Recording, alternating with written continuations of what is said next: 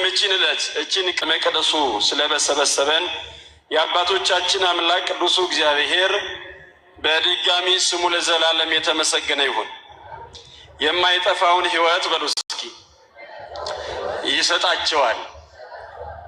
በዚህ ርዕስ ላይ እግዚአብሔር አምላካችን ያስተምረናል፣ ይመክረናል። ቃሉን የምናገኘው በሮሜ መልእክት በምዕራፍ 2 ቁጥር 7 ላይ ያለውን ኃይለ ቃል አንስተን የራቀውን ሰላማችንን እግዚአብሔር አምላካችን ወደ ብብታችን የሚመልስበትን፣ ደስታ አጥተን የነበርነውን በደስታ ጓዳችንን የሚሞላበትን፣ የዘመናት ጥያቄያችንን በወንጌል የሚመልስበትን ቅዱሱን ቃል ይህንን ወንጌል ይህንን መልእክት መነሻ አድርገን እግዚአብሔር መንፈስ ቅዱስ እንዲያስተምረን ቅዱስ ፍቃዱ ይሆነልን። የመጣ ነው በዚህ ቅዱስ ስፍራ የተገኘ ነው ዝናቡ ሳይበግረን ውርጩ ሳይበግረን ዕለት ዕለት በመቅደሱ የምንገኝበት ምስጢሩ ክርስቲያኖች ምድራዊ ጥያቄ ይዞን አይደል ለምንኖርለት ለ40 እና ለ80 ከዛም ካለፈ ደግሞ አፈር ለሚሆነው ሕይወታችን አይደለም። እኛ ኦርቶዶክሳውያን የተጠራ ነው ከሞት በኋላ ስላለው ሕይወታችን፣ ከሞት በኋላ ስላለው ጉዳያችን የዘላለሙን ምስጢር እግዚአብሔር መንፈስ ቅዱስ እኛን ሲፈጥር በእኛ ላይ ስላለው ዓላማ እሱን ለመመልከት ነው ክርስቲያኖች የመገኘታችን ምስጢር። በክርስትና ሕይወት ውስጥ የመኖራችን ምክንያት ሰው ተብለን በሰውነት ክብራችን ወደሚያኖረን ወደ ክብሩ ዙፋን ወደ እርሱ ለመጠጋት ነው። ክርስቲያኖች ዛሬ በዘመናችን ዛሬ በምድራችን ለምን መኖር እንዳለበት ለምን በዚህ ምድር ላይ እንደተገኘ ለምን ክርስቲያኖች እግዚአብሔር ወደዚህ ምድር ፈጥሮ እንዳመጣው ያልተረዳ ሰው መኖር ትርጉም አልባ ይሆንበታል። መኖር ዋጋ አልባ ይሆንበታል። ተስፋም ይቆርጣል። ምክንያቱም እግዚአብሔር መመለስ የሚገባውን የሕይወታችንን ጥያቄ እግዚአብሔር ብቻ ስለሆነ የሚመልሰው። ከቃሉ ጋር ናችሁ? እግዚአብሔር ከሁላችን ጋር ይሁን። እግዚአብሔር መመለስ የሚገባውን ጥያቄ በጥበብ አንመልሰውም ክርስቲያኖች። እርሱ መመለስ የሚገባውን ጥያቄ በሀብት ልንመልሰው አንችልም፣ በስልጣንም ልንመልሰው አንችልም። መንፈስ የሆነው አምላክ ከነፍሳችን ጋር ጉዳይ ያለው አምላክ እርሱ መመለስ የሚገባው ለእርሱ መስጠት ስለሚገባ ለዚህ ነው የተሰበሰብንበት ምክንያቱ ክርስቲያኖች። ቅዱስ ጳውሎስ በዚህ መልእክቱ ላይ ሲነግረን የሚገርማችሁ ምድራዊ ነገር ወይ ደግሞ የማይጠፋውን ሕይወት ለሚፈልጉ የዘላለሙን ሕይወት ይሰጣችኋል። ምን የማይለውን ሕይወት? የማይጠፋውን። ስለዚህ ፈልገን የመጣ ነው። ስለዚህ በሃይማኖት የኖር ነው። ስለዚህ ክርስቲያኖች ክርስቲያን ተሰኝተን በመቅደሱ የምንመላለሰው የማይጠፋውን ሕይወት ፍለጋ ነው። ከሚጠፋ ዘር ስላልተወለድን ማለት ነው። ከሚጠፋ ዘር ስላልተወለድን ብዙዎች የሚጠፋውን ፈልገው የሚጠፋውን ደስታ፣ የሚጠፋውን ሰላም፣ የሚጠፋውን ገንዘብ ያገኙትና ቅዱስ ጳውሎስ በዚህ በገላትያ መልእክቱ እንዳስቀመጠልን በምዕራፍ 6 ቁጥር 22 ላይ በስጋ የሚዘሩ የስጋን ያጭዳሉ ይለናል። በምን የሚዘሩ? የሚጠፋውን ያጭዳሉ። ቀኑን በሙሉ ክርስቲያኖች ኦርቶዶክሳውያን ምን ስትዘሩ ነው የዋላችሁት? ምን ስትዘሩ ነው የዋላችሁት ያመሻችሁት? ክርስቲያኖች አሁን ግን ዘራችሁ የማይጠፋ ኦርቶዶክሳዊ ወይ ደግሞ ወንጌል ነው። ስለዚህ ቅዱስ ጳውሎስ በዚያ በገላትያ መልእክቱ ላይ በስጋ የሚዘራ የሚጠፋውን ያጭዳል አለ። በመንፈስ ደግሞ በሕይወት የሚዘራ የዘላለም ሕይወቱን ያጭዳል አለ። ክብርና ምስጋና ይሁን። በዚህ ርዕስ ላይ እንድንማማር የወደድነው መቼም ሁላችሁም ታውቃላችሁ፣ ቤተክርስቲያናችን አሁን በዚህ ወቅት አሁን በዚህ ሳምንት ስለ ክርስቶስ ነገረ ምጽአት ስለ ዳግም ምጽአቱ በዚህ ሳምንት ታስተምረናለች። ምክንያቱም ቤተ ክርስቲያን የቀረላት ተስፋዋ የክርስቶስ መምጣት ስለሆነ ሙሽራ ሆና የምትጠብቀው እርሱን ስለሆነ እኛም ደግሞ ሚዜዎቿ እኛም ደግሞ ተከታዮቿ በስጋው ደግሞ ከብረን በንስሐ ታጥበን የምንጠብቀው ሙሽራችን እርሱ ስለሆነ እርሱን እናፍቃለን። መጥቶ እንዲገላግለን ቅዱስ ፈቃዱ ይሆንል። እንዲመጣ አትፈልጉም? ትንሽ ይቆይ አይሻልም? አንድ 6 ወር ቢቆይ፣ አንድ 3 ዓመት ያሰብናቸው እስኪከናወኑ ድረስ ውጥን ያላቸው ጅምሮቻችን እስኪከናወኑ ድረስ ምናልባትም አንዳንዶቻችን የኃጢአት ቀጠሮ ስላለብን ያንን ኃጢአት ሳንሰራ ባይመጣ ብለን እናስባለን። ገና ከማረጉ ወገኖች ክርስቲያኖች ገና ቀናት ሳይቆጠር ገና ከነርሱ ጋር እያለ ቅዱሳን ሐዋርያት ግን ይናፍቁት ነበር። አይገርማችሁ? ማን እንዲመጣ? ለዚህ እኮ ነው የጠየቁት። ይናፍቁት ነበር። እኛ መደላደል ነው ያዝነው ክርስቲያኖች። የክርስቶስ መምጫ ቀኑ በጣም ብዙ ቦታ ስንመለከት፣ አንዳንድ ቦታዎች ደግሞ ስንማር በአይምሯችንም ስናብሰለስለው አስፈሪ እንደሆነ አድርገን ነው የምናስበው አይደል? ምን እንደሆነ ነው የምናስበው? እጅግ አስደንጋጭ። በትክክል ክርስቲያኖች በምድራዊ ሕይወታቸው እግዚአብሔርን ሳያከብሩ በምድራዊ ሕይወታቸው ለስጋቸው ድሎት ብቻ ለኖሩ በክርስትና ሕይወት ውስጥ ሳይኖሩ ቀርተው በሃይማኖት መኖር ሞኝነት ለመሰላቸው ለነርሱ አስፈሪ ቀን። ለኛ ግን ዋጋችንን ሊሰጠን ነው አምላካችን ኢየሱስ ክርስቶስ የሚመጣው። ክብርና ምስጋና ለሱም ይሁን። ዋጋችንን ሊሰጠን ልክ እንደዚህ በቀኝ ልንቆም ነጭ ለብሰን በፊቱ ልንቆም አምላካችን ኢየሱስ ክርስቶስ ይመጣል። ክርስቲያኖች የሚደንቅ እኮ ከ1000 ዓመት በፊት ከመምጣቱ በአምላክ ቅዱስ ዳዊት እግዚአብሔር ሰጋደ ይመጽእ ወአምላክነ ያረምም እሳት ይነድድ ቅድሜው ብሎ ያስቀምጣል። አይገርማችሁ? ሲጀምር ቅዱስ ዳዊት በመዝሙረ ዳዊት በመዝሙር 49 ስትመለከቱ የአማልክት አምላክ እግዚአብሔር ይላል ምድርን ጠራት ይላል። ምንን ጠራት? እንደ አንድ ሰው። አይገርማችሁ? እንደ አንድ ሰው። ምድር አይደለችም ሰማያት። ቅዱስ ጴጥሮስ በመልእክቱ ሲገልጽልን በሁለተኛ የቅዱስ ጴጥሮስ መልእክት በምዕራፍ 3 ላይ እንዲህ ብሎ ይነግረናል። ይህ ሰማይ ከቃሉ ክብደት ኃያልነት የተነሳ ሰማያት ይቀልጣሉ ይለናል። ይህ የምንመለከተው ግዙፉ ሰማይ አይገርማችሁም? በእግዚአብሔር ቃልነት ነው የጸናው።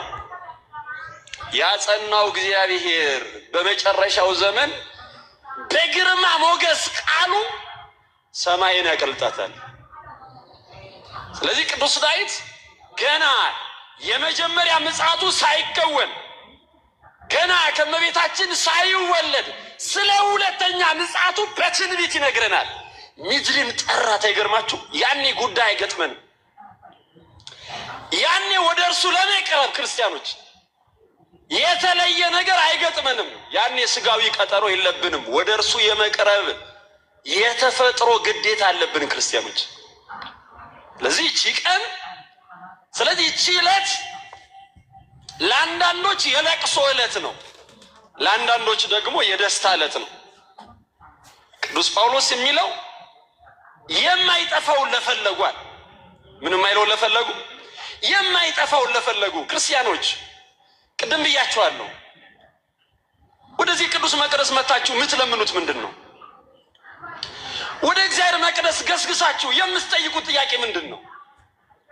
ምንድን ነው ዕለት ዕለት እግዚአብሔርን የምንጠይቀው? ምናልባት ጸሎቶቻችን ወገኖች ክርስቲያኖች በምድራዊ ሐሳብ ተመልተው ይሆን? ምናልባት ጸሎታችን የመኖራችን መሰረት እርሱ ብቻ መስሎን ይሆን? ክርስቲያኖች እግዚአብሔር እኮ ዓላማው ከኛ ጋር ዘላለማዊ ነው። አይገርማችሁ?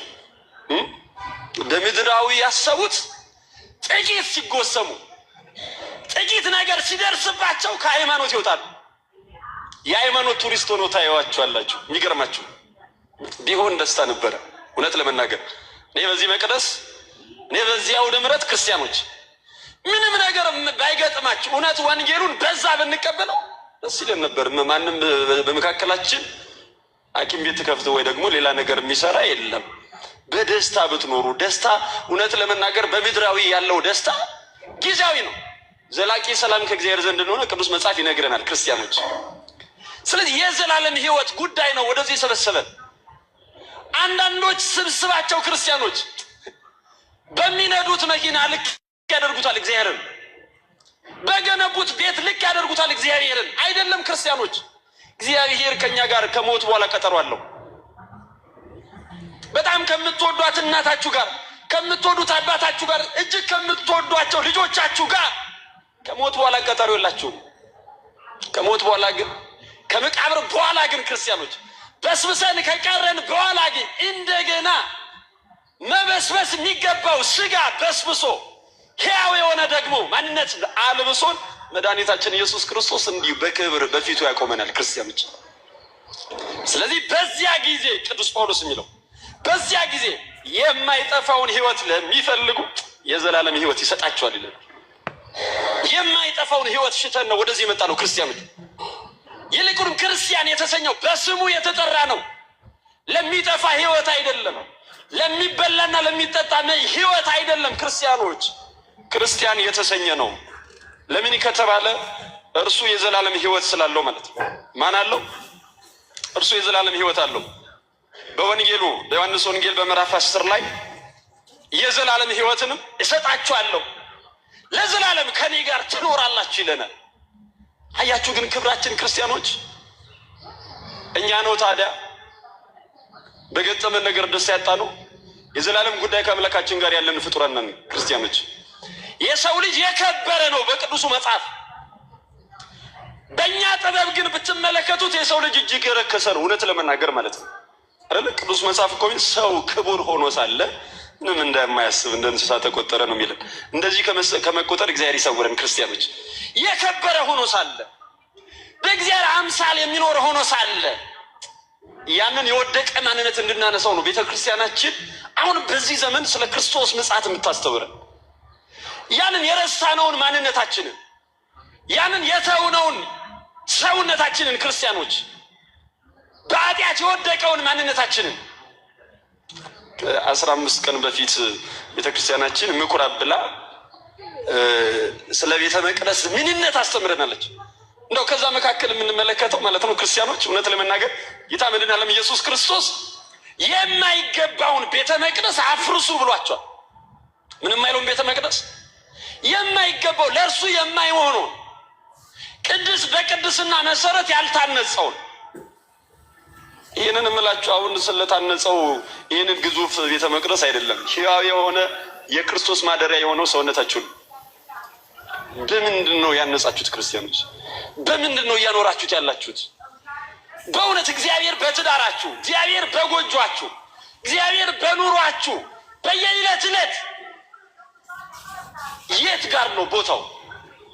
ቅዱስ ጳውሎስ በሮሜ መልእክቱ በምዕራፍ 13 ሲገልጥልን ከእንቅልፍ የምትነሱበት ጊዜና ሰዓት እንደደረሰ ይወቁ ይልና በኑሯችሁ እርሱን ትመስሉት ዘንድ ይላል። በምናችሁ ማንም ትመስሉ ዘንድ እርሱን እግዚአብሔር በኑሯችን እንድንመስለው ነው ወደዚህ ምድር የመጣ ነው ክርስቲያኖች። ስለዚህ ለእግዚአብሔርም እየሰጠንበት ቦታ መፍረስ የሚገባው አካል መፍረስ አለበት በኃጢአት የተገነባ ከሆነ።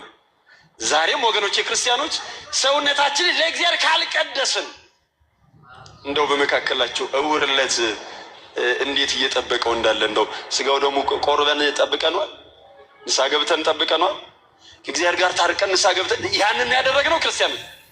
ቤተክርስቲያን ያንን እኮ ነው የምትለን። ቅዱሱን መጽሐፍ የሚነግረን ያንን ነው። ክርስቲያኖች የማይጠፋውን ሕይወት ፍለጋ ነው የመጣ ነው። እኛ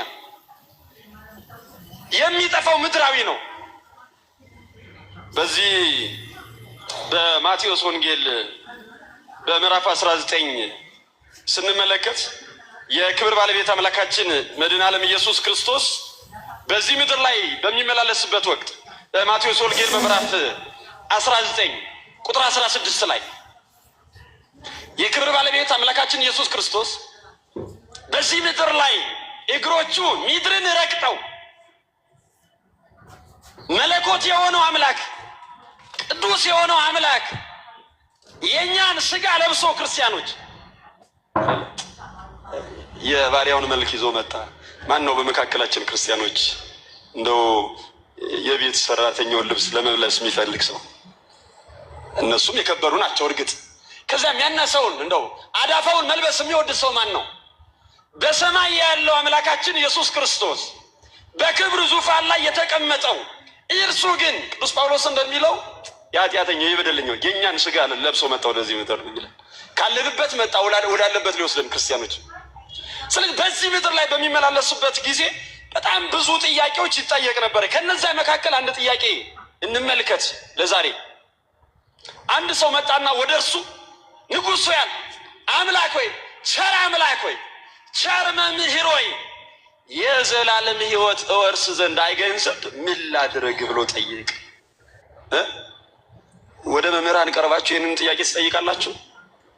ወደ ቤተ እግዚአብሔር ቀርባችሁ ይህንን ጥያቄ ትጠይቃላችሁ? ወይስ ደግሞ ስጋዊ ነገር ነው አሁንም ቢያስጨነቀን ያለን? የሚጠፋ ነገር ነው አሁንም ቢያስጨነቀን ያለን? የተነሳንበት የመጽሐፍ ቅዱስ ጥቅስ የዘላለሙን ሕይወት ለሚሹ እግዚአብሔር ይሰጣቸዋል፣ የሚጠፋውን ለሚፈልጉ የሚጠፋውን ይሰጣቸዋል እግዚአብሔር። ስንቶች መሰላችሁ ባለጠጋ ከሆነው አምላክ ሁሉን ከሚቸረው አምላክ ጥቂት ነገር ተቀብለው የጠፉት? ዛሬም በጥቂት ነገር እየጮሁ የሚገኙ ስንቶች መሰላችሁ ክርስቲያኖች? አምላካችን ጋር ያለን ይበልጣል እኛ ጋር ካለን ክርስቲያኖች። ይህ ሰው መጣና የዘላለም ሕይወት እንዳገኝ ምን መልካም ነገር ምን በጎ ነገር ላድርግ ብሎ ጠየቀ። ተገቢ ጥያቄ ነው ክርስቲያኖች። በዚህ ዘመን አሁን ባለንበት ዘመን ይሄ የድነት ጥያቄ ሁላችሁም መቼም በተለያየ ሚዲያ ስትመለከቱ ብዙ ነው። የድነት መንገዱ ብዙ ነው። አንዳንድ ጊዜ በጣም ይገርመናል እውነት ለመናገር ማለት ነው። ስንመለከት ክርስቲያኖች ወደ ኋላ ጊዜ እንመለከተዋለን። የድነት ትምህርት ቤተክርስቲያን የምታስተምረው አስተምሮ በእውነት የተወዳችሁ ብትመለከቱ ብታዩ ረጋ ብላችሁ ብትመለከቱት የሚደንቅ እኮ ነው የቤተክርስቲያን አስተምሮ። ክርስቲያኖች ወደ እርሱ ቀረበና ምን አለው? ጌታችን መድኃኒታችን ኢየሱስ ክርስቶስ መልካም ለምን ትላለህ? መልካም ከአንዱ በቀር የለም፣ እርሱም ትእዛዛቱን ትጠብቅ ዘንድ ነው አለ። ይሄ ነው መልካም ነገር አለ። ይሄ ነው ወደ መንግስቱ ሊያወድስ የዘላለም ሕይወት ሊሰጥ የሚችለው የእግዚአብሔርን ሕግ በማክበር ነው አለ። በእኔ እመን ብቻ አለው። በማርያም መልሱ። ወንጌሉን አንብቡት ገብታችሁ። በጣም ብዙ የሚባሉ ነገሮች ስላሉ ነው ክርስቲያኖች፣ በተለይ በዚህ በነገረ ድነት ዙሪያ ላይ ማለት ነው። የዘላለም ሕይወት በማግኘት ጉዳይ ላይ አንዳንድ ጥቅሶችን አንስተን በቃ ከዚህ በኋላ ልንል እንችላለን። ግን አይደለም ክርስቲያኖች፣ ቤተ ክርስቲያን ውስጥ ነው ድነት ያለው። አንድ ነገር ላረጋግጥላችሁ፣ ያለ ቤተ ክርስቲያን ድነት የለም። በድፍረት ነው የምላችሁ። የክብር ባለቤት አምላካችን ኢየሱስ ክርስቶስ የድነቱን ታላቁን ምስጢር ከዘላለማዊ ፍዳ ኩነኔ ነፃ አድርጎን ወደ ሰማይ ወደ ክብሩ ዙፋን ሲያርግ የድነት መዝገቡን የሰጣት ለቤተ ክርስቲያን ነው። ለዚህ ነው አካሉ ምንላት። አንድ ጥያቄ ልጠይቃችሁ ለዚህ ማስረጃ እንዲሆን። ለምሳሌ የጥምቀት ወይ ደግሞ የድነት አንደኛው መሰረት ጥምቀት ነው አይደል? ሰው ካልተጠመቀ እግዚአብሔርን መንግስት ማግኘት አይደለም አያይም ነው የተባለ። ጭራሽ ለፍርድ መንግስቱን ማየት የሚችሉት ልጆቹ ናቸው። ልጅነትን ማግኘት የሚቻለው ደግሞ በውሃና በመንፈስ በመጠመቅ እንጂ እንደሚባለው በማመን ብቻ አይልም። ወንጌሉ ብናደርገው ደስ ይለን ነበር፣ ግን አይልም ክርስቲያኖች። ስለዚህ እንደዛ ነው ያለ ቅዱስ ሥጋውና ያለ ክቡር ደሙ ድነት እንዳሌለ ቅዱስ መጽሐፍ ይነግረናል በዮሐንስ ወንጌል በምዕራፍ 6 ላይ። ስለዚህ የዘላለም ሕይወት ማግኘት ከወደዳችሁ ሥጋዬን ብሉ ደሜን ጠጡ ሲል ትመለከቱታላችሁ። የድነት መንገዱ ስንት ነው? የገባችሁ ነው ግን ክርስቲያኖች። ስለዚህ ትእዛዛቱ ምንድናቸው ከተባለ ክርስቲያኖች እዚያ ላይ የክብር ባለቤት አምላካችን ኢየሱስ ክርስቶስ ለዚያ ሰው የነገረው ምንድነው ከተባለ በዚያ በወንጌሉ ላይ በዛ በኦሪቱ ላይ ጽፎ ራሱ ባለቤቱ እግዚአብሔር የተናገረው ለሙሴ የሰጠውን ሕግ ነገረው። ጌታ አምላክን በፍጹም ነፍስ ውደድ የሚለውን፣ አትስረቅ የሚለውን፣ አትግደል የሚለውን፣ አትመኝ የሚለውን እነዚህን ትእዛዛት ልትድን ከወደድ የዘላለም ሕይወት ማግኘት ከወደድ እነዚህን አክብር አለው። በእኔ በማመን ብቻ ትድናለህ አላለው። ክርስቲያኖች ልብ በሉ። የቤተ ክርስቲያን የድህነት ትምህርቷ ይሄ ነው። የእግዚአብሔርን ሕግ ማክበር። በሃይማኖት ኖረናል፣ ተጠርተናል፣ የእግዚአብሔር ልጆች ተብለናል። ክርስቲያኖች ወደ መንግስቱ ዙፋን ለመቅረብ መንግስቱን ለመውረስ እድል ተሰጥቶናል። ይሄንን እድል ደግሞ የመጠቀም መብቱም ስልጣኑም ያለው በእኛ እጅ ላይ ነው። ክርስቲያኖች እግዚአብሔር የማዳኑን ምስጢር ስለገለጠልን የማዳኑ ስለ ሕጎችን አክብር ነው የተባለ። ሕጎቹ የት ናቸው? እነዚህ ናቸው ብሎ ገለጸለት። ልትወድ ከፈለክ ደግሞ ልትነጻ ደግሞ ሌላ ቅድስና ከፈለክ ደግሞ ሌላ ብጽዕናን ከፈለክ በዲንና የምታከብራቸው ከነዚያ መካከል ራሱ የክብር ባለቤት አምላካችን ኢየሱስ ክርስቶስ ዛሬ ቤተክርስቲያናችን እንደምታስተምረው የአልዓዛርን ዕረፍት ታስተምራለች። በክብር ያስነሳው ማለት አምላክነቱን የገለጠበት አልዓዛር ዮሐንስ ወንጌል ምዕራፍ 11 በተለያየ ቦታ ላይ የምትማሩት ትምህርት ነው ክርስቲያኖች። በዚያ መካከል እንደው አንዱን እንጥቀስ። ያው መቼም ጌታ ከዚያ ስፍራ ከዚያ መንደር ሲወጣ ነው አልዓዛር የታመመው ነው የሚለው ወንጌሉ። ዛሬም የታመምነው እኔ ከትዳራችን እግዚአብሔርን አስወጥተን ከጎጆአችን እግዚአብሔርን አስወጥተን ከምድራችን እግዚአብሔርን አስወጥተን ሰላም ብናገኝ ነበር። የሚገርመኝ መልሱት፣ ወደ ጎጆአችሁ መልሱት፣ ቦታ ስጡት። የት ነው በቤታችሁ በጎጆአችሁ ቦታው? አንድ ታሪክ ልንገራችሁ። ሰውየው በጣም ዘመናዊ ቤት ገንብቷል እና 10 ክላሶች አሉት። አንደኛውን ክላስ ለእግዚአብሔር ሰጥቷል። የጸሎት ቤቱ ነው። የሚገርማቸው የጸሎት ቤት ሰጥቶ ሌሊት ተንኳኳ። ሲንኳኳ ማነህ ብሎ ሲከፍት እኔ ሰይጣን ነኝ አለው።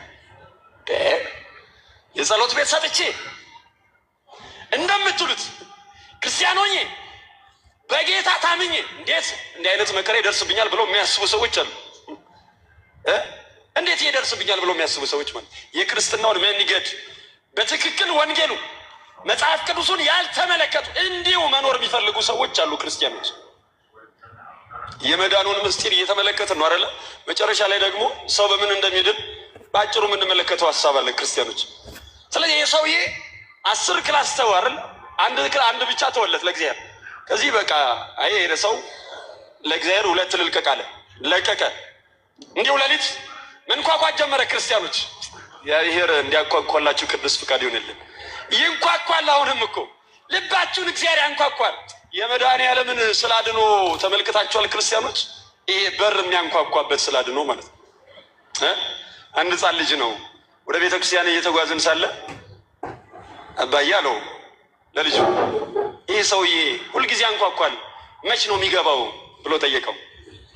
መች ነው የሚገባው ጎጆአችን በልባችን እግዚአብሔር የሚስተናገደው መች ነው? ክርስቲያኖች መች ነው እግዚአብሔርን የምናስተናግደው በንስሐ የምንመላለሰው? ሁሌ እኮ ልክ እንደ ስላድኖ ያንኳኳል እግዚአብሔር።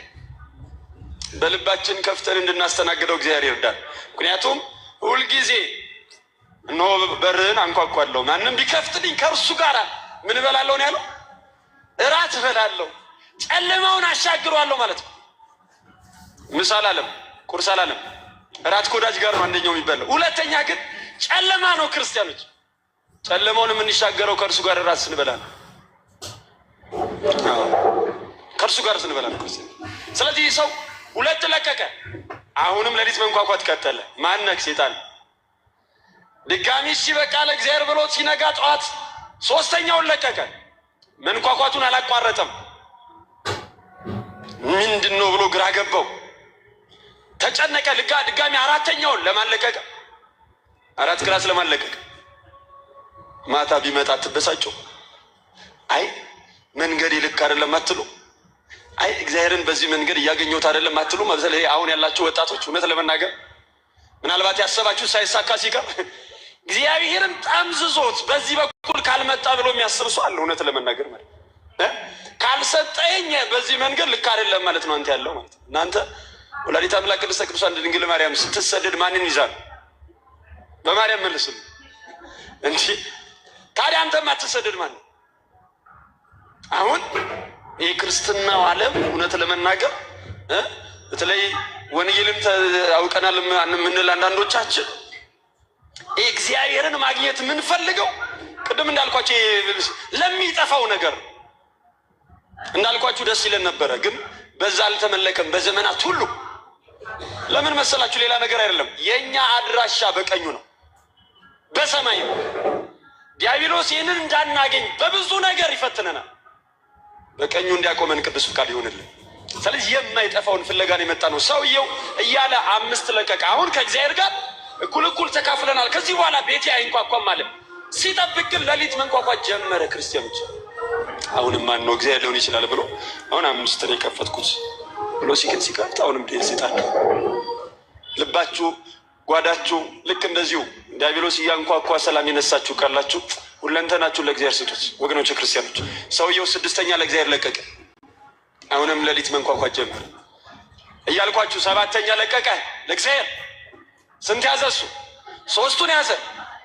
አሁንም ግን መንኳኳቱን ቀጥሏል እያለ የሚገርማችሁ 9 ለእግዚአብሔር ለቆ አንድ እሱ ማደሪያ እንዲሆነው እንደው አንዱን ተወልኝ ብሎ ለእግዚአብሔር 9 ለቆ እሱ አንድ ብቻ ማደሪያ አስቀምጦ ሌሊት ቢንኳኳስ እናንተ ማነሲ ኔዲት ዳብሎስ ነኛል።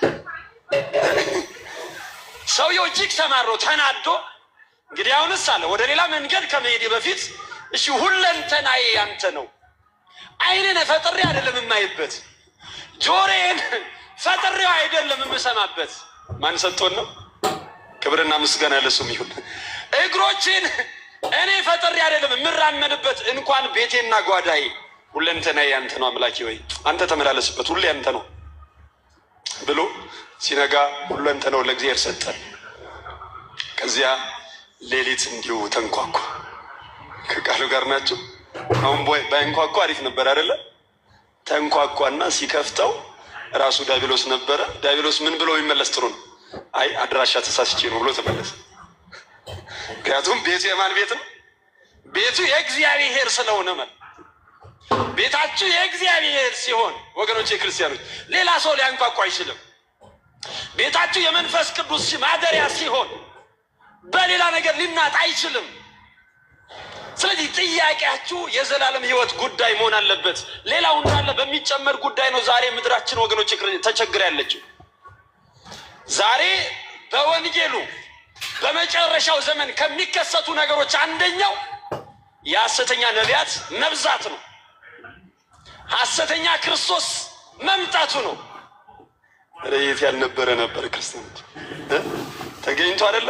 ክርስቶስ ነኝ ብሎ ይመጣ ናንስ ቀልቅ ሲሉት በመካከላቸው የለም። በመንግስቱ ይቻላል ግድ የለም።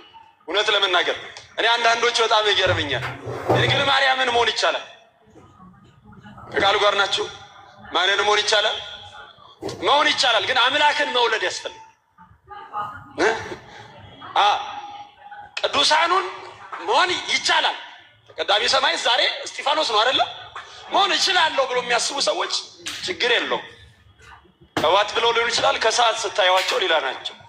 እውነት ለመናገር እነርሱ በምድር የኖሩ ሰማያውያን ናቸው። በምድር ላይ የሰማያውን አኗኗር የኖሩ ስለሆኑ እኮ ናቸው ክርስቲያኖች። እውነት ለመናገር ማለት የሚገርማችሁ ስለዚህ መጨረሻው ዘመን ስለዚህ ታሪክ ብዙ ተምራቸዋል።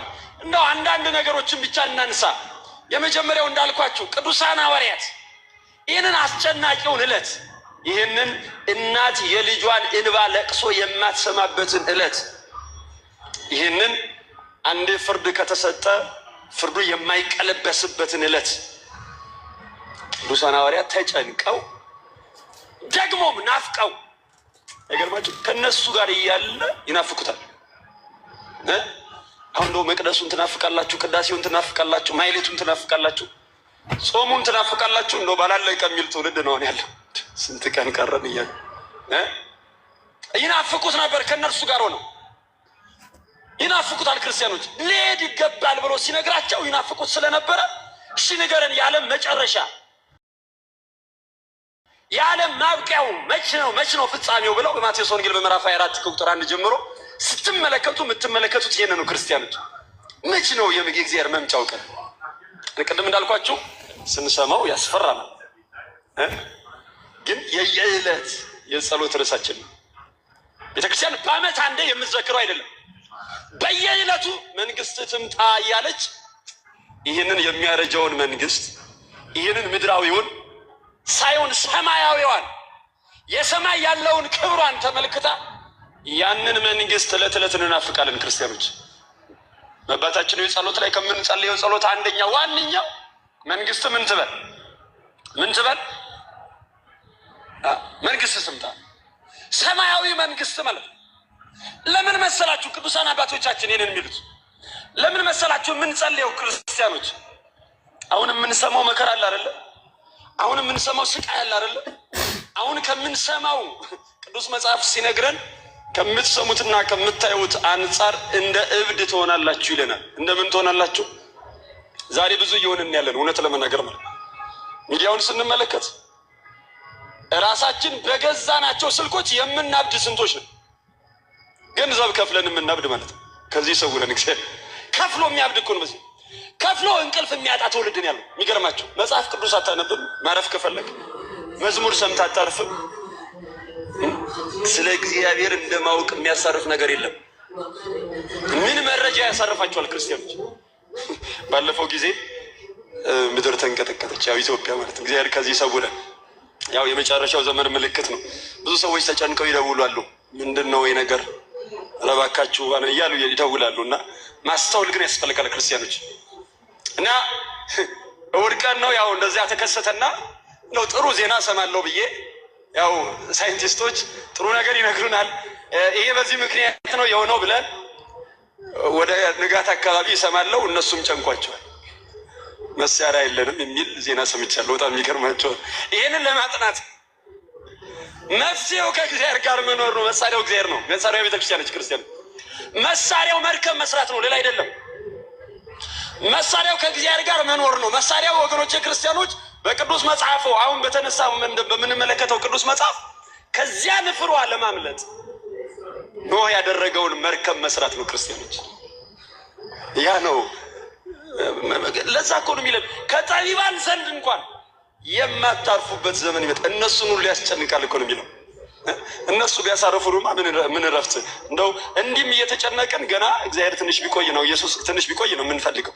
የሚገርማችሁ ቅዱስ ዮሐንስ በራዕየ ዮሐንስ በምዕራፍ 22 ላይ ስትመለከቱ የዓለምን መከራ የዓለምን ስቃይ እንግልት እኛ በሕይወታችን በኑሯችን የሚገጥመንን በሀገር ደረጃ በዓለም ደረጃ ያለውን ነገር በሙሉ ጻፈና መከራው አላልቀ ሲለው ማራናታ ጌታ ሆይ ምን በላለ ቶሎና የመከራው ማብቂያ የክርስቶስ መምጫ ነው እንጂ እርስ በርስ ተገዳለን ነው የምናልቀው። ክርስቲያኖች ማን ካልመጣ እርስ በርስ ነው የምንጨራረሰው። ምንም ጨራሽ አይመጣ። እርሱ መጥቶ ነው የሚገላግለን። ክርስቲያኖች ዛሬ የሰማችሁት የመከራ ዜማ ነገ ጨምሮ ነው የምታገኙት። ማን ካልመጣ ቶሎና ብሎ ዘጋው። ክርስቲያኖች ቶሎና ብሎ ዘጋው። ካልመጣ ረፍት ስላሌለ ካልመጣ ወገኖቼ መከራው ማብቂያ ስላሌለው እርሱ ሊመጣ ግድ ነው። ክርስቲያኖች የመከራ መጀመሪያ ነው የሚመስላችሁ የክርስቶስ መምጫው። የመከራው ግን ማብቂያው ነው። የማን መምጫ? ለዚህ ነው ቤተ ክርስቲያን ተሰናርታ ሙሽራውን የምትጠብቀው። ክርስቲያኖች ተሰናርታችሁ ጠብቁት። ስለዚህ ቅዱሳን ሐዋርያት ጠየቁት ይህንን ነገር። እንዴት ነው ንገረን እስኪ ያሉት። ጥያቄያቸው ልክ እንደዚያ ሰው በጎ ነገር ነው። ጌታ መድኃኔዓለም ኢየሱስ ክርስቶስ መለሰላቸው። ስለ መጨረሻው ዘመን ብዙዎች በስሜ ይመጣሉ አለ። እንደው አልተቸገርንም? አሁን የክርስቶስ ስም አልቸገረንም? አድራሻው የት እንደሆነ ክርስቶስ የት እንደምናገኘው እናንተ አልቸገራችሁም። እውነት ለመናገር ዕለት ዕለት በዚህ አውደ ምሕረት የሚነገረው ቃለ ወንጌል ወደ ሕይወት መንገድ አምጥቷቸዋል። ኢየሱስ ክርስቶስ ለእናንተ መልሳችሁ ሆኗል። ለአንዳንዶች ግን እስካሁን ድረስ ጥያቄ ነው ክርስቲያኖች። ስለዚህ መድኃኒታችን ኢየሱስ ክርስቶስ በስሜ ይመጣሉ አላቸው። በስሜ ይመጣሉ፣ ብዙዎችንም ያስታሉ። አዲስ ነገር አይደለም ክርስቲያኖች። ስለዚህ ጦርነትና የጦርነት ወሬ ትሰማላችሁ። በጣም የወደድናት ምድራችን በጣም ብዙ ተምረን ብዙ ተፈላስፈን የተጨነቅላት ምድራችን የምትሰጠን ጭንቀት ነው። የጦርነት ዜና ትሰማላችሁ። ስለዚህ ምንድን ነው የምትፈልጉት ክርስቲያኖች? የማይጠፋ ህይወት ነው ያመጣን ወደዚህ ቅዱስ ስፍራ። ቁልፍ እዚህ ይዤ ነው እዚህ ጋር የሆነ ነገር ታገኛላችሁ ብዬ ልጠራችሁ አይደለም ወደዚህ መቅደስ የመጣችሁት ክርስቲያኖች። የማይጠፋ የማያረጅ ብል ነቀዝ የማያበላሸው እሱን ፈልጋችሁ ነው የመጣችሁት። የማይደክመውን እዚያ በላይ የሆነውን የሚበሰብሰው ማንነት አይደለም ክርስቲያኖች። የማይጠፋውን ፍለጋ ነው የመጣ ነው ክርስቲያኖች። የማይጠፋውን ደግሞ የሚሰጠን እርሱ አምላካችን መድኃኒታችን ኢየሱስ ክርስቶስ ነው። ክብርና ምስጋና ለስሙ ይሁን። ስለዚህ ጦርነት ትሰማላችሁ፣ የጦርነት ዜና ትሰማላችሁ። በጣም የሚገርመው ይሄ ከመብዛቱ የተነሳ በሰዎች ዘንድ ፍቅር ትቀዘቅዛለች። አንዳንድ መተርጉማን ትጠፋለች ይላል። ግን ፍቅር ዳይቨርት ታደርጋለች፣ ወደ ሌላ ትቀየራለች። የእግዚአብሔርን ፍቅር ሰዎች እግዚአብሔር የመረጣቸው እግዚአብሔር የሞተላቸው የእርሱን ፍቅር ይለውጡና በገንዘብ የእርሱን ፍቅር የዘላለማዊ ሕይወት ጉዳይ ያስጨንቃቸው ሲገባ እሱን ይለውጡና ዕለታዊ ጉዳይ ላይ ፍቅራቸውን ይመሰርታሉ። ምንድን ነው ከእግዚአብሔር ፍቅር የላያቸው? እግዚአብሔር ወገኖቼ፣ እስኪ ራሳችሁን መርምሩ ወገኖቼ። ምንድን ነው ከእውነተኛው አምላክ ከቅዳሴ የለያችሁ? ከእግዚአብሔር መንገድ ያስወጣችሁ ነገር እሱ ምንድን ነው? እስኪ መርምሩት ክርስቲያኖች። እውነት ከእግዚአብሔር ፍቅር የለያችሁ የሞተላችሁ ነው ወይ ደግሞ የሚሞትላችሁ ነው ወይ ደግሞ እናንተን የሚያኖር ነው? ምናልባት እንዳለው ጊዜያዊ የሆኑ ነገሮች ሊያደርጉ ይችላሉ ወገኖቼ ክርስቲያኖች። እኔ አንድ ነገር ልንገራችሁ። ምናልባት በምድር ሰላም አታገኙም አልላችሁም፣ ግን ዘላቂ ሰላም አይደለም፣ ጊዜያዊ ነው፣ ፈረቃ አይበዛበትም። እግዚአብሔር ግን የሚሰጠን ሰላም ዘላለማዊ ነው። መጀመሪያ ላይ እንዳልኳችሁ ከእግዚአብሔር የሚገኘውን ሰላም ከትዳራችሁ ከፈለጋችሁ ከባድ ትዳር ሰላም አለ፣ መሰረቱም እግዚአብሔር ነው። ግን እርሱ የሚሰጠንን ሰላም ከምድር ከፈለጋችሁ ከባድ ነው። ይሄንን ፍለጋ ስንቶች መሰላችሁ ከቤተ ክርስቲያን እንደወጡ የቀሩት? ከእውነት መንገድ እንደወጡ የቀሩት ስንቶች መሰላችሁ ክርስቲያኖች? እናንተ የማይጠፋውን ፍለጋ ነው የመጣችሁት። ከሞት በኋላ ካላችሁ አምላክ ጋር ቀጠሮ ይዛችሁ ነው ዛሬ የመጣችሁት። የታደላችሁ እኮ ናችሁ ክርስቲያኖች። ቅድም እንዳለው በቅዳሴ ድርሰት ላይ እንደሚሉን አባቶቻችን ማለት ነው የማይጠፋውን ፍለጋ የዘላለም ሕይወቱን ፍለጋ ነው። የማይጠፋውን ሕይወት ለሚፈልጉ የዘላለም ሕይወትን ይሰጣቸዋል። ፈልገን የመጣ ነው ምንድን ነው? ያንን ነው የሚሰጠን አምላካችን። እናንተ በዘላለማዊ ሕይወት ቃል ኪዳን የገባላችሁን እግዚአብሔርን በዕለት ታሙታላችሁ። የእናንተ እድሜ እኮ በእግዚአብሔር ዘንድ የሰከንድ ሽርፍራፊ ነው። ገርማችሁ የኛ እድሜ ክርስቲያኖች ምንድን ነው? እድሜያችንን በጣም ስለተጠበብን በጣም ሕክምና ላይ በጣም ኢንቨስት ስላደረግን ከቀደሙት አባቶቻችን እድሜያችን በጣም ረዘም አይደል? ረዘም አይደል? እንደዛ ነው። እግዚአብሔር ያርዝምልኝ። ስለዚህ ፍቅር አለ ትቀዘቅዛለች። ብዙዎች በዚህ ቆስለዋል። በሰው መካከል ሰው አጥተው፣ በሰው መካከል ሰው ተርበው ብዙዎች ይህንን የፍቅር እግዚአብሔር ይማረን ቀላል ነገር አለም ክርስቲያኖች። እናንተ እግዚአብሔር ልጆች፣ እናንተ ኦርቶዶክሳውያን የምታጽናኑት በጣም ብዙ ትውልድ አለ። የምታበሩት ብዙ የታመሙ ደካሞች አሉ ክርስቲያኖች። ግን ትቀዘቅዛለች አለ። ስለዚያች ቀን አለ የክብር ባለቤት አምላካችን ኢየሱስ ክርስቶስ ይሄ ወንዱም ሴቱም የሚያምጥበት የመጨረሻውን ዘመን ሲያነሳል ብዙ መከራ የሚበዛበት፣ ብዙ ስቃይ የሚበዛበት፣ ብዙ እንግልት የሚበዛበት እንዳልኳችሁ ዛሬም በዘመናችን የተመለከት ነው። ለሰከንድ ሽርፍራፊ ምድር ስለተንቀጠቀጠች ስንቶቻችንን ወገኖች ክርስቲያኖች ረፍት ያጣን የተኛ አይኖርም። ከዚህ በላይ ግን ይገጥመናል። ግን እሱም የምጥ መጀመሪያ ነው። ሊወልዱ ወገኖች ቀናት የቀራቸው እርጉዞች በስለት ሆዳቸው ተተልትሎ ልጆቻቸው በዚያ ሲገደሉ ይህንን እንሰማላቸው። ምን ያልተደረገ ኃጢአት አለ ክርስቲያኖች በዚህ ዘመን? እውነት እቺ ሀገር ከእግዚአብሔር ጋር ናት ወይ?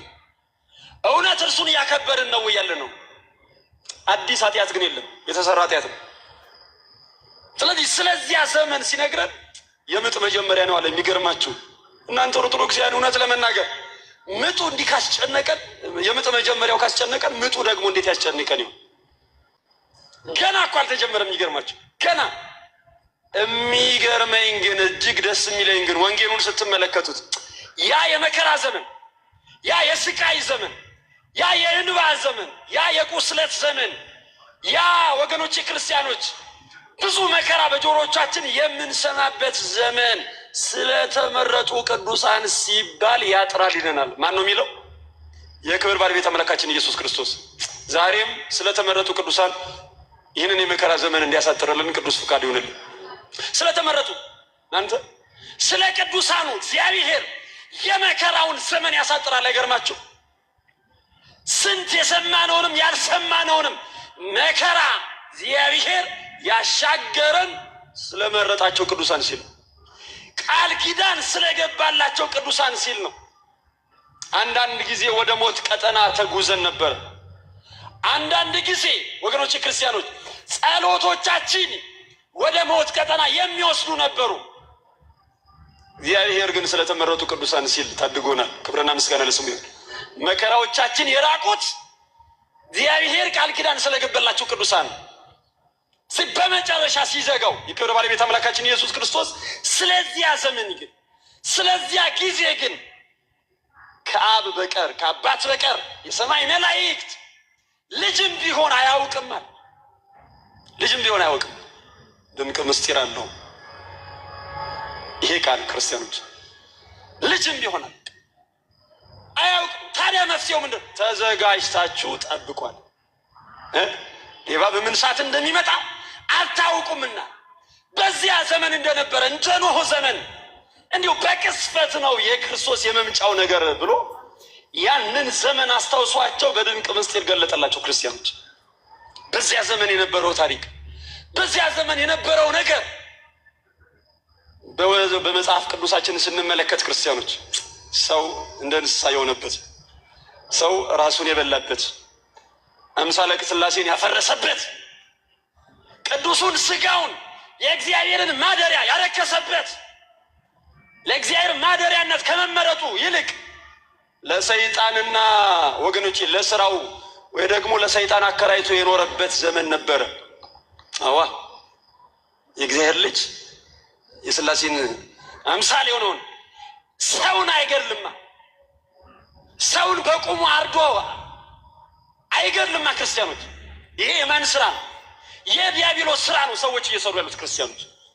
ስለ ይህንን ነው የክብር ባለቤት አምላካችን ኢየሱስ ክርስቶስ የገለጠው፣ የነገረን ነው። በዚያ ዘመን እንደነበረዋል ሰው እንደ እንስሳ የኖረበት በዚያ ዘመን እንደዚህ ከመኖር እግዚአብሔር ይሰውርን። ቅዱስ ዳዊት ሰው ክቡር ሆኖ ሳለ ምን ሆኖ ሳለ? አይገርማችሁም? ሰው ክቡር ነው። እዚህ ስትመጡ ነው መክበራችሁን የምታውቁት ክርስቲያኖች። ሰው የከበረ ማንነት ያለው ነው። ቤተ ክርስቲያን ብቻ እኮ ነው አይደለም። በአካለ ስጋ እየተመላለስን ነፍስና ስጋችን ኖሮ አይደለም ወደ እርሱ ተጠርተን እንኳን ቤተሰብ ዘመድ ቤት እንዳለ አስክሬን ብሎን እርሱ ግን አንተ ጎበዝ ብሎ ይጠራናል። ዛሬ ቤተክርስቲያናችን የምትዘክረው ቅድም እንዳልኳቸው አልዓዛር ብሎ ይጠራናል። እግዚአብሔር ልጆች አስክሬን ሲመጣውን በመካከላችን ቆመን እንሸኛለን። አረ ለምን? ሙሽራ እኮ ስለሆነ እኮ። አንዳንድ ሰዎች ምንድን ነው ይሄ ወደ መንግስቱ የተጠራኩ ክብር ወደ ሰማያዊ ቤቱ እግዚአብሔር የመረጠው የጠራው እኮ ነው። ሙሽራ ነው። ለዚህ ነው የምታከብረው ቤተክርስቲያን። ክርስቲያኖች እውነት ለመናገር አይደለም በአካለ ስጋ ኖረን በነፍስ በስጋ ተመላልሰን አይደለም ሞተን የምታውቀን ቤተክርስቲያኖች ክርስቲያኖች ይሄ ምድራዊ የወጣልን ስማችን ተረስቶ ቤተዘመድ አስክሬን ሲል ቤተክርስቲያን ገብረ ማርያም ገብረ ስላሴ እያለች ወለተ ማርያም እያለች ስማችንን እየጠራች ማር ይቅር በል እያለች ወደ ክርስቶስ ወደ እግዚአብሔር ወገኖች ታስታርቃለች ቤተክርስቲያን። ይህች ናት ቤተክርስቲያን። ስለዚህ በዚያ ዘመን እንደነበረው የጥፋት ዘመን የክፋት ዘመን ወንድ ለወንድ የተጋባበት ያ ዘመን ወገኖች ክርስቲያኖች የከበረውን ያዋረዱበት ያ ዘመን የከበረው ሰው እንደ እንስሳ የተቆጠረበት ያ ዘመን እንደዚያ ከመቆጠር እግዚአብሔር ይሰውረን። አንዳንዶቻችን ሳናውቀው እንደዛ ሆነናል ክርስቲያኖች። ሳናውቀው ገብቶን አይደለም ሰዎች ሲያደርጉት ሰዎች ሲኖሩ ታይታችሁ የምትኖሩ ወጣቶች አላችሁ። ምክንያቱን አታውቁትም። አንዳንድ አለባበሳችሁ ምክንያቱን አታውቁትም። አንዳንድ አናኗራችሁ ምክንያቱን አታውቁትም ክርስቲያኖች።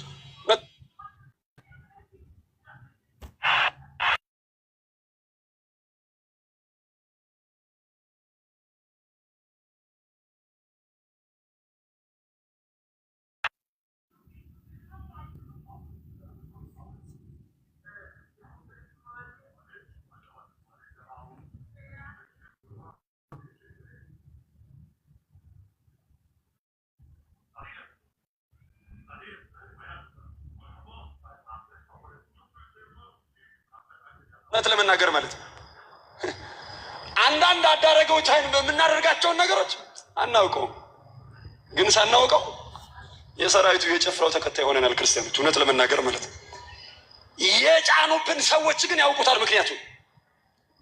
ምክንያታቸው ከእግዚአብሔር ማስወጣት ነው። ምክንያታቸው ወገኖች የክርስቲያኖች ነጭ ለብሳችሁ ነጠላ ለብሳችሁ በዚህ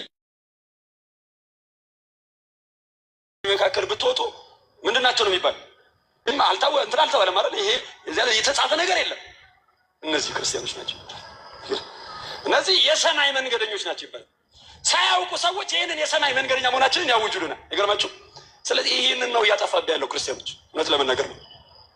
አንዳንድ ጊዜ በዘመን ሊመስል ይችላል። አንዳንድ ነገሮቻችን ክርስቲያኖች ግን ለማጥኖት እዚህ ያሉ እጅግ የምንወዳቸው እኛን ወደ ወንጌል መንገድ ያመሩን መምህራኖች አሉ። እውነት ለመናገር አዲስን የምነግራችሁ ነገር የለም። ቅዱስ ዮሐንስ እንደገለጠው አሉ ቤተ ክርስቲያን የምትኮራባቸው መምህራን። እውነት ለመናገር ማለት ነው። ስለዚህ ማየት ያስፈልጋል ክርስቲያኖች። እውነት ከሃይማኖቴ ጋር ይሄዳል፣ ከክርስትና ህይወቴ ጋር ይጓዛል። ይሄ ጉዳይ ምን ችግር አለው የሚሉ ሰዎች አሉ። የሚገርማቸው ብዙ ምን ችግር አለው ችግር ነው ያመጣው ኦርቶዶክሳውያን። እውነት ለመናገር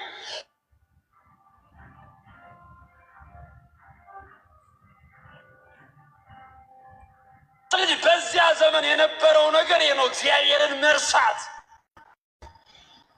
ከምድራዊ ከሰማያዊ ነገር ይልቅ ምድራዊ ነገር የበለጠባቸው ነበሩ። ከሰማያዊ ነገር ይልቅ ፍላጎታቸውና ረካቸውን ያመለኩ ትውልዶች ነበሩ። ልክ እንደዚህ ዘመን ማለት ነው። እግዚአብሔርን የሚፈልገው ወገኖች ክርስቲያኖች ለእርካው ነገር ማቸው አንዳንድ የሆኑ ቁሳቁሶችን እንዲያሟለት ነው እግዚአብሔር የሚፈልገው። የመጣችሁት ልትቀደሱ፣ የመጣችሁት ቅድም እንዳልኳችሁ የዘላለም ሕይወት ልታገኙ ነው።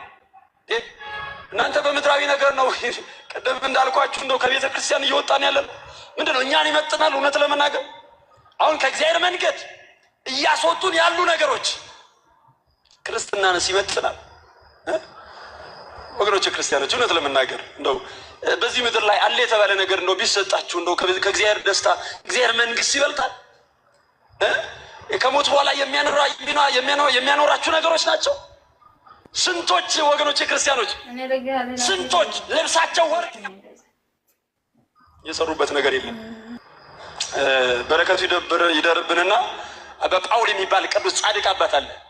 እውነት ያው መቼም እንዳላችሁበት ታላቅ መምህራችን ማለት ነው።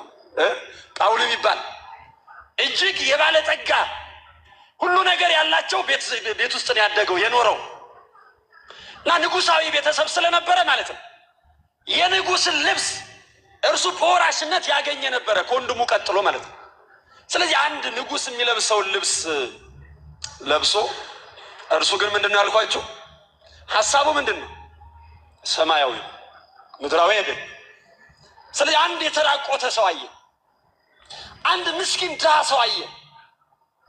ያ በቤተ መንግስት ሊለበስ የሚገባውን ያ የአባቱን ወራሽ የሆነውን ክርስቲያኖች ልብሱን አለበሰው ያንን ምስኪን ድሃ ሰው።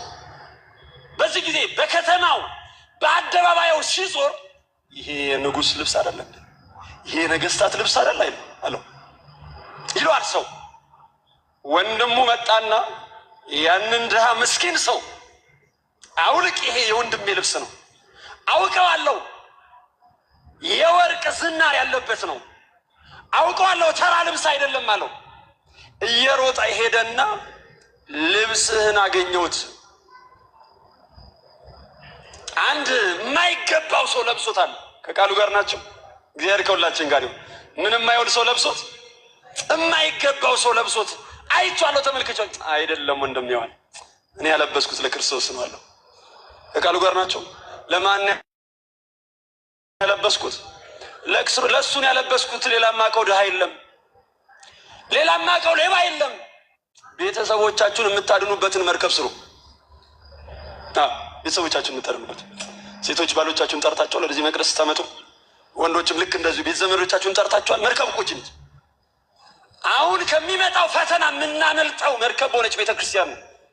ሌላ የምናርፍበት ነገር የለም፣ ሌላ የምናመልጠው የለም ክርስቲያኖች።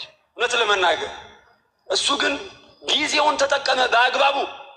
መርከቢቷን በንፍሯ ምድሪቷ ስትጠፋ መርከቢቷን በሉ እስኪ፣ የመርከቢቷን በር እግዚአብሔር ዘጋው። ማን ዘጋው? የንስሐ በራችሁን እግዚአብሔር ያስገባችሁ ወገኖች፣ የንግድ በራችሁን እግዚአብሔር ያስገባችሁ፣ የመውጣት መግባት በራችሁን እግዚአብሔር ያስገባችሁ። እርሱ ከዘጋ የሚከፍት ስላለ አንዳንዶች የሚሉት ነገር አለ እኮ፣ የሆነ ነገር ተደርጎብኝ እኮ ነው።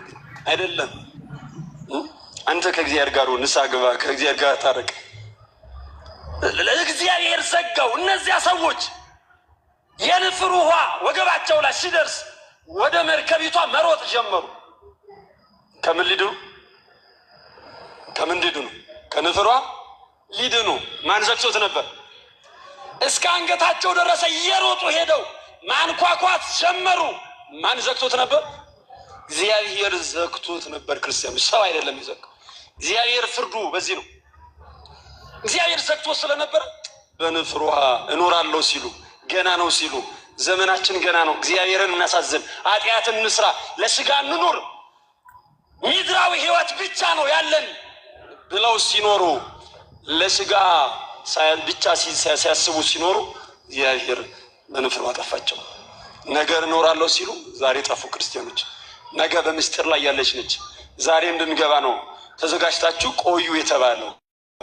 ስለዚህ የምንፈልገው፣ ስለዚህ የምንኖረው የተወደዳችሁ ክርስቲያኖች የዘላለም ህይወት ምን ፍለጋ ነው።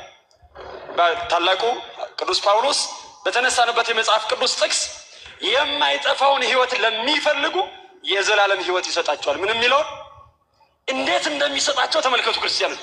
የክብር ባለቤት አምላካችን ኢየሱስ ክርስቶስ በዚህ ምልክት በክብር እንደሚገለጥ ለዓለም ቅዱስ ጳውሎስ በዚህ በኤፌሶን መልእክቱ በምዕራፍ 4 ቁጥር 14 ላይ የመጨረሻ ጥቅሴ ነው።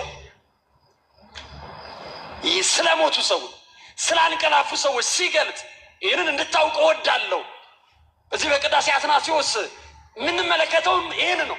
የክብር ባለቤት አምላካችን ኢየሱስ ክርስቶስ በክብር ከሰማይ ዝቅ ሲል ቅዱሳን መላእክት በመንቀጥቀጥ ሲያከብሩት፣ በመጀመሪያው የመላእክት የመለከት ድምፅ አውሬ በላቸው፣ በሜዳ የወደቁ የተረሱ አስክሬን ተብለው የቀሩ ሁሉ አጥንቶቻችን ይገጣጠማሉ።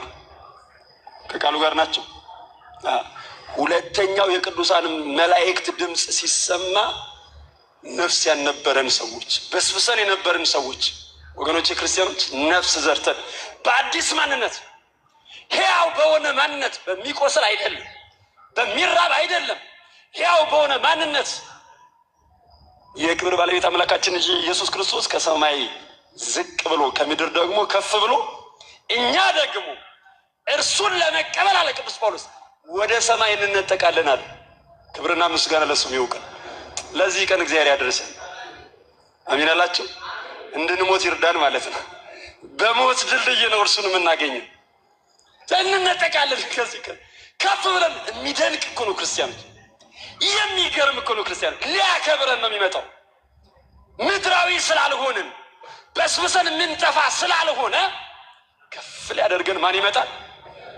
የሚገርማችሁ በቀኝ ያሉትን ምን እንደሚላችሁ ታውቃላችሁ? በቀኝ ያላችሁ ወንዶች ናቸው አይደል? እነሱም አሉ። በቀኝ ያሉትን ተረቤ ምን አላላችሁኝም? በማርያም መልሱልኝ። ተረቤ ምን ብላችሁኛል? ተረቤ አብልታችሁኛል። ታስሬ ጠይቃችሁኛል። የመጨረሻው ዘመን ጥያቄ የቴዎሎጂ ጥያቄ አይደለም ክርስቲያኖች። ሰዎች እንደሚሉት የዘላለም ሕይወት የምናገኝበት ምስጢሩ ወንጌሉ እንደሚለን ስራ ነው። የተራበ ማብላት ሃይማኖት ነው? ስራ ነው? በማርያም መሉት። የታሰረ መጠየቅ ስራ ነው? ሃይማኖት ነው? አንዳንድ ሰዎች ለድህነታችን ነዳያንን በመብላት የምናበረክተው ምንም ነገር የለም ይላሉ። እውነት ነው። የዘላለም ሕይወት ከአዳም የውርስ ኃጢአት ለመሸጋገራችን ያደረግነው አስተዋጽኦ የለም ወገኖች ክርስቲያኖች። የዘላለም ሕይወቱን በተመለከተ ግን በማቴዎስ ወንጌል በምዕራፍ 5 ስንመለከት ታስሬ ጠይቃችሁኛል፣ ተርቤ አብልታችሁኛል። ይሄ ለእኛ ለኦርቶዶክሳውያን ወንጌል በወንጌል ውስጥ ለምንኖር ሃይማኖት ከምግባር ጋር አስተባብረን ላለን የምንጠየቀው ጥያቄ ነው። ከዚያ በኋላስ የዘላለም ሕይወት ጉዳያቸው ለሆነ ማለት ነው የማይጠፋውን ሕይወት ለሚፈልጉ የዘላለም ሕይወት ሰጣቸው እንዳልን የማይጠፋውን ሕይወት ለፈለጉ የሚሰጥም በጎ ስራ ለሰሩ ታስሮ ለጠየቁት ቅድም ጳውሊን ተመልክተናል አይደል? ማንን አለበስኩኝ አለ። ስለዚህ የምታደርጉት በጎ ነገር በሙሉ እርሱን ማልበስ እንደሆነ ነው ወንጌሉ የሚያስረዳን። የምትፈልጉት ምንድን ነው ክርስቲያኖች? ምን ሽተን ነው ዝናብ መጥቶ ነው ወደዚህ ቅዱስ መቅደስ የገሰገስ ነው? ምን ፈልገን ነው ለሌት ለማይሌት ሰርግ ለቅዳሴ ለማይል ወግ ለኪዳኑ የምንሮጠው? እንዲህ ሰዎች እንደሚሉት አይደለም ክርስቲያኖች። የዘላለም ሕይወት ጉዳይ ፍለጋ ነው። የማይጠፋውን ሕይወት ለሚፈልጉ የዘላለም ሕይወትን ይሰጣቸዋል። ያስተማረን የቅዱሳን አምላክ እግዚአብሔር አምላካችን ስሙ ለዘላለም የተመሰገነ። ከሁሉም ጠብቀን አድነን፣ የነፍሳችን መድኃኒት ሆነን፣ ስለ ስምህ ኃጢአታችንን አስተስርይልን። እኛን ሴቶችንና ወንዶችን ባሪያዎችን አድነን ለዘላለሙ አሜን። ሰይጣን የሚያንከለክለውን አድነው። ምስጋና በሰማይ በምድር የሞላ ፍጹም አሸናፊ እግዚአብሔር በኪሩቤል ላይ ያለ በሰማይ የምትመሰገን እግዚአብሔር የእኛን የባሪያዎችን ነፍስና ስጋ ጠብቅ። በመታመን በስጋችን ይህን መጽሐፍ ለምንሸከም ለእኛ ለደከምነው ለድኩማን መስቀል ብርታት ነው። መስቀል በሽተኞችን ይጠብቃል። መስቀል ጣዖትን ይሰባብራል። መስቀል ትዕቢተኞችን ያዋርዳል። መስቀል የድህነት ጋሻ ነው፣ በጎዳናም ይመራል። መስቀል የባህር ጸጥታ የመርከቦችም ወደብ ነው። መስቀል በምድረ በዳ ይረዳል። እኛም ባሪያዎችን እርዳን። ጌታችንና ልጆቻችንን ሁሉ በአንተ ኃይልና ስልጣን እንድንጠብቅ ተማጽነናል። በቅዱሳን መላእክትም ተማጽነናል። ፈቃድህን በሚያደርጉ ደጋጎችና የዋሃን በሆኑ ቅዱሳን ተማጽነናል። ከአብና ከወልድ በተላከ በእውነት መንፈስ ጰራቅሊጦስ ተማጽነናል። ዛሬም ዘወትርም ለዘላለሙ አሜን። የክርስቶስ መስቀል የዕውራን መሪያቸው የአንካሳን ምርጉዛቸው ነው። የክርስቶስ መስቀል በጨለማ ውስጥ ለሚሄዱ ብርሃናቸው ነው። ዛሬም ዘወትርም ለዘላለሙ አሜን። መስቀል አጥርና ቅጥር ነው። መስቀል ለክርስቲያን ተስፋ ነው። መስቀል ጠላትን ያሸንፋል። መስቀል የቤተ ክርስቲያን ኃይል ነው። ለቤት ኃይልና ጽል፣ ለነቢያት ትንቢት፣ ለሐዋርያት ስብከት፣ ለሰማዕታት አክሊል ነው። መስቀል በባህርና በየብስ ለሚነግዱ ጸጥታ ነው። መስቀል አረማውያንን ይመልሳል። ለተራቡት ህብስት፣ ለተጠሙት ምንጭ፣ ለተራቆቱት ልብስ፣ ለነገስታት ወሰንና ድንበር፣ ለበደሉት ንስሐ፣ ለቤተ ክርስቲያን እረፍት ነው። መስቀል ለሙት ልጆች አባት፣ ለመበለት ጠበቃ ነው። መስቀል የተቸገሩትን የሚረዳ ነው። ይህን የመስቀል ምልክት በፊትና በጀርባ በጎንና በዕጣን በማሸጋገሪያና በአደባባይ በበረሃና በአገር በአዳራሽ ለእኛ የተጠበቀልን ነው። ይህን የመስቀል ምልክት ሳስብ እኔ ባሪያ ነፍስና ስጋዬ የቤት ልጆች ገንዘቤን ንብረቴን አማጽናለሁ። እኔ ለዘላለሙ አሜን። የእግዚእ ኢየሱስ ክርስቶስ መስቀል ለመላው ዓለም ደስታ ነው። በኢየሱስ ክርስቶስ መስቀል ልብ ሁሉ ይደሰታል። የኢየሱስ ክርስቶስ መስቀል ለዕውራን ሁሉ ብርሃን ነው። ለተራቆቱት ልብስ ነው። ለአመንነውም በጎ ስጦታ ነው። የኢየሱስ ክርስቶስ መስቀል ላመኑበት ሁሉ ከምስራቅ ከምዕራብ ለመልካም ነገር ሁሉ የሚደርስ ነው። እንዲሁም ለእኛ ለባሪያዎች ንቁ ለኦርቶዶክስ ተዋሕዶ የጸሎትና የንስሐ መርከብ ማህበርተኞች የልቡናችን ብርሃን ሆነን መስቀል ክርስቶስ